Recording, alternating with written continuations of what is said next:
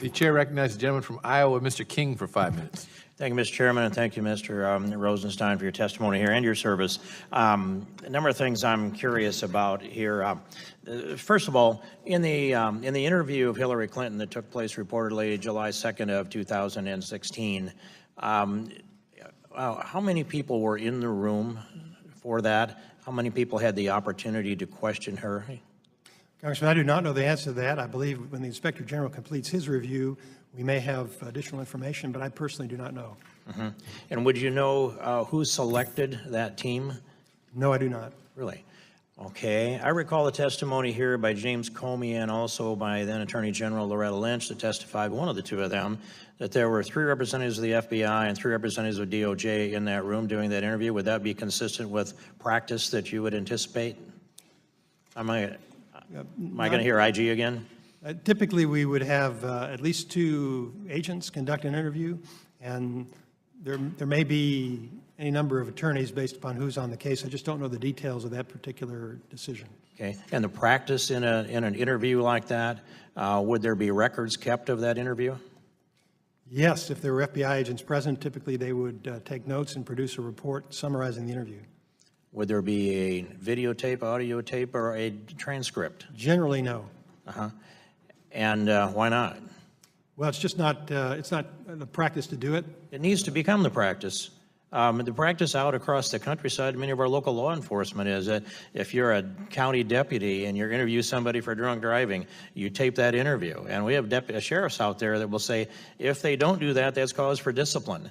Now we're sitting here with a mystery on what went on in that interview of July 2nd, and there's many questions have been asked about that before and after, and they will trickle through history until we get to the bottom of it. We don't know yet who was in the room. At least you can't tell me who was in the room. Do you have any knowledge that Peter Strzok might have been one of those people? I do not know. But it's been reported in the news that he was one of those people. Are you aware of that? I've read a lot of news reports. I may have seen that in the news, but I personally do not know. I see. And when I look through just a timeline here, just quickly to drop this into the record, April, May of 2016, Peter Strzok interviews Huma Abedin and Cheryl Mills, who happened to be in the room with Hillary Clinton and her general counsel and her chief of staff and is subject to the investigation. Then on May 2nd, Comey emails FBI officials a draft statement a couple of months before his recommendation not to prosecute Hillary Clinton. And in that chain, Peter Strzok's name shows up. It's been reported that he's the one that swapped out the references from gross negligence to extremely carelessness. I don't know if that's true. Do you have any knowledge about that? No, but I would point out, Congressman, that it's the Inspector General review that has turned up. I thought that was going to be the answer. And then also skipping forward to July 24th, FBI interviews Michael Flynn on Russia. It's reported in the news that Peter Strzok is in that interview. No knowledge to disagree with the reports that are in the news, however. Correct.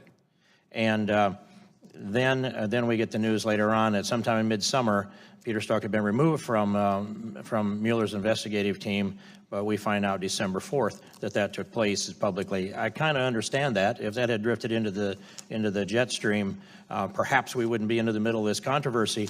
But what about if his hands are in so many things, and I'm not touched them all by any means, but if he has his hands in this many things, what about the fruit of the poisonous tree? This is the reverse of this. This is the voids of the fruit of the poisonous tree. And I'm looking at what was reported this morning. I just took a picture of the television set on my iPhone just so that we all know what I'm talking about here. A quote from August 6, 2016 text. Lisa Page to Peter Strzok, and they're talking about President Trump. And maybe you're meant, she's speaking to Peter Strzok, her lover, I hear, and maybe you're meant to stay where you are because you are meant to protect the country from that menace. And Peter Strzok's response is, thanks.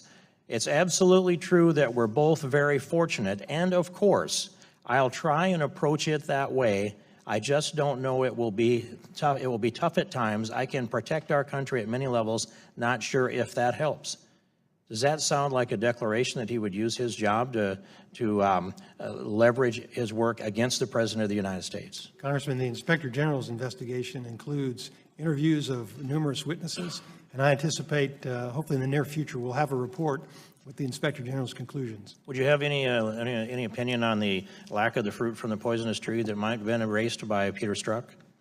Well, as a legal matter, Congressman, I can tell you that if evidence is tainted, then that would raise a concern for me. But typically, our cases would be prosecuted based upon witnesses and documents, and not upon the agent, unless the agent personally were a witness in the case.